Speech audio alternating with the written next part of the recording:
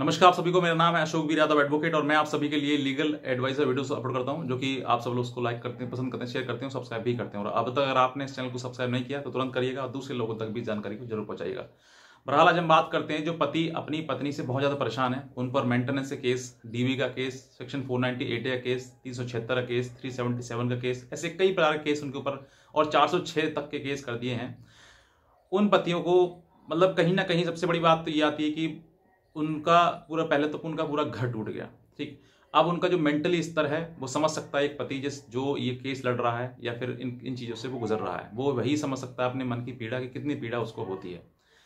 दूसरा, अगर पत्नी मेंटेनेंस कर देती है, मेंटेनेंस का केस कर देती है, उसके बाद उससे मेंटेनेंस ही मांगा जाता है, उसके साथ भी नहीं रहती है, उसको प्रताड़ित भी किया जाता है, उसको हरास भी किया जाता है, उसको कोर्ट पे तारीख उसको लगवाई भी जाती है। तो वो अपना काम करे या कोर्ट की तारीख करे या फिर पत्नी से जूझे या अपने मन मस्तिष्क जो उसका मेंटली टॉर्चर हो रहा है उससे जूझे,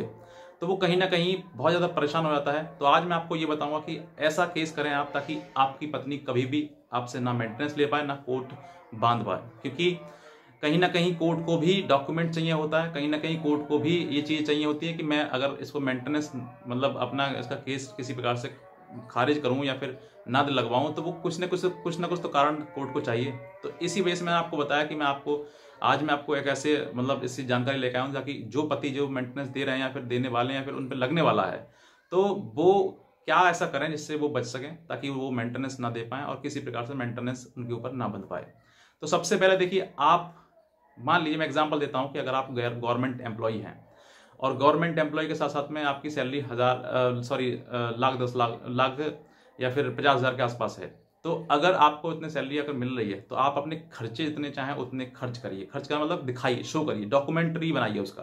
कि मैं इतने खर्चे करता हूँ। सबसे बड़ी इंपॉर्टेंट जो बात है वो, अगर आपके माता पिता हैं, बूढ़े हैं, उनकी दवाई वगैरह चलती है, मेडिसिन चलती है, तो आप अपने माँ बाप से ही मेंटेनेंस का केस अपने ऊपर लगवाएं, ताकि आप उसमें जितना भी मैक्सिमम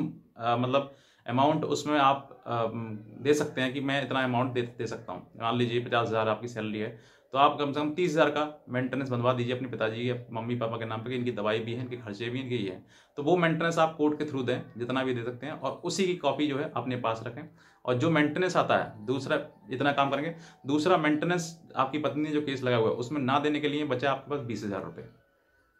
सबसे पहले ऐसे कोई पत्नी नहीं जिसको मेंटेनेंस का केस झूठा न डालती हो। वो उसकी सैलरी होगी या इनकम होगी 10,000 तो बताएगी सीधे 1,00,000। तो अगर उसने ऐसा कुछ झूठ बोला है और आपको लगता है कि वाकई इसने ऐसा झूठ बोला है और इस झूठ के लिए मुझे कुछ इसके खिलाफ भी करना चाहिए, तो आप उस एक नहीं झूठ, कई प्रकार के कई झूठ बोले जाते हैं, उन सभी झूठ को इकट्ठा करके आप उसके ऊपर 340 CRPC के तहत एक रिट पिटीशन फाइल करें। उसी कोर्ट में उसी जज के सामने जब वो फाइल जाएगी तो पहले उस पर निर्णय होगा और उसके बाद मेंटेनेंस का दिया जाए, क्योंकि उसने जो झूठ बोला है, अगर आप उसमें वहीं पर आप एप्लीकेशन लगा के या जज से कंप्लेंट करोगे साहब इसमें झूठ है, कोई आपकी नहीं सुनेगा। लेकिन जब आप केस फाइल करेंगे 340 के CRPC के तहत जब केस फाइल करेंगे, तो वो उस केस पर जो है आपको जो फॉल्स एलिगेशन लगाए गए हैं उस पर पहले जजमेंट होगा, उस पर पहले ऑर्डर होगा, उसके बाद ही मेंटेनेंस सुना जाएगा। अब देखिए, मेंटेनेंस मैं क्या कहा, मेंटेनेंस एक केस हुआ, समझने की कोशिश करिए, मैं समझाता हूँ आपके लिए। मेंटेनेंस का केस हुआ एक, मेंटेनेंस केस में आपने 340 डाल दिया, तो पहले 340 सुना जाएगा, उसके बाद 125 CRPC सुना जाएगा। और जैसे ही मतलब जैसे जब ये डिसाइड एक दिन में होने वाला है नहीं, इसमें भी कभी काफी समय लग जाता है, सालों साल लग जाते हैं। और उधर आपने अपने पिताजी से भी अपने ऊपर मेंटेनेंस का केस करवा दिया है, तो वो उसकी कॉपी भी आप उस मेंटेनेंस में लगाएं कि सर मेरे पास तो अमाउंट है ही नहीं, मैं बचाऊं क्या। 30,000 वो जा रहा है, 50,000 में सैलरी स्लिप भी आप लगा सकते हैं। फिर उसके बाद या जो प्राइवेट जॉब गोअर हैं या प्राइवेट जॉब करते हैं, उनका भी इस तरीके से वो समझ सकते हैं। तो अगर ऐसी चीज़ें सामने आती हैं तो आप वो जो मेंटेनेंस आप दे रहे हैं माता पिता को अपने, उनकी एक सर्टिफाइड कॉपी उस मेंटेनेंस लगाएं कि सर मेरे पास तो 20,000 बचता है या फिर 20,000 फिर मेरे भी खर्चे हैं, तो उसमें से ही आपका एडजस्ट किया जाएगा। ऐसा नहीं है कि 50,000 में से बांध दिया जाएगा, फिर 20 में से किया जाएगा। अगर आप 40 करवा देते हैं और कुछ खर्चे दिखा देते हैं, कुछ आपकी EMI पेमेंट हो रहा है या फिर कुछ कोई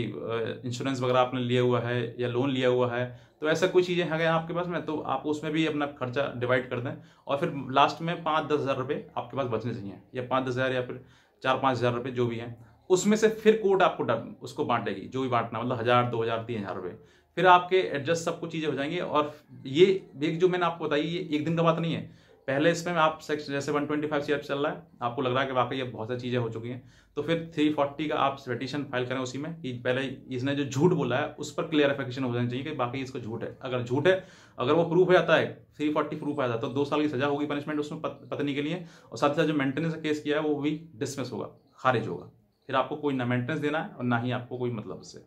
दूसरा, अगर मान लीजिए नहीं होता है, क्योंकि कहीं ना कहीं झूठ को साबित करने के लिए आपको सबूत देने पड़ेंगे उसमें, तो मान लीजिए नहीं आपका 340 प्रूफ नहीं होता है या आप किसी प्रकार से उसको हार जाते हैं,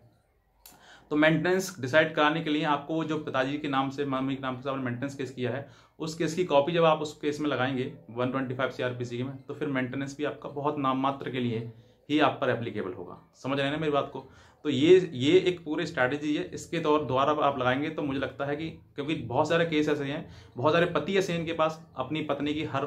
प्रकार की उनके पास मतलब कॉल डिटेल है या फिर फीड फोटो वीडियो है, रिकॉर्डिंग है, सब ये चीज़ें हैं, एविडेंस है इतना कि वो चाहे तो उस मेंटेनेंस के केस को डिसमिस भी करा सकते हैं। तो अगर ऐसी चीज़ें आपके पास में है तो आप अपने केस को मतलब स्ट्रांगली आप लड़ें, और लड़ने के बाद उसमें फाइनली जो भी जजमेंट आता है वो उसको आप करें। और फिर भी वहीं पर भी आपको एकदम से देने की जरूरत नहीं है। फिर उसके बाद आपको लगता है कि मान लीजिए इतना करते करते आपने काफ़ी समय निकाल दिया और उसमें 2000 या 3000 रुपये लगे, फिर भी आपको नहीं देना है उसको, तो फिर आप उसके पास, आपके पास राइट है कि आप उसको सेशन कोर्ट में या फिर हाई कोर्ट में उसको मूव करें, वहाँ पर आप फाइल करें, वहाँ पर आप लड़ें कि सर इस तरीके से गलत जजमेंट किया गया है, तो उसमें भी आपको वहाँ पर भी रियायत मिलेगी और उसमें भी आपको और छोटा हो जाएगा, और 1000, 1500, 500 रुपये के आसपास, 500 नहीं, 1000 के 1000, 1500, 2000 के आसपास वहाँ पर भी हो सकता है। तो ये एक प्रक्रिया है जिससे अगर आप कानूनी रूप से इस तरह की चीज़ों को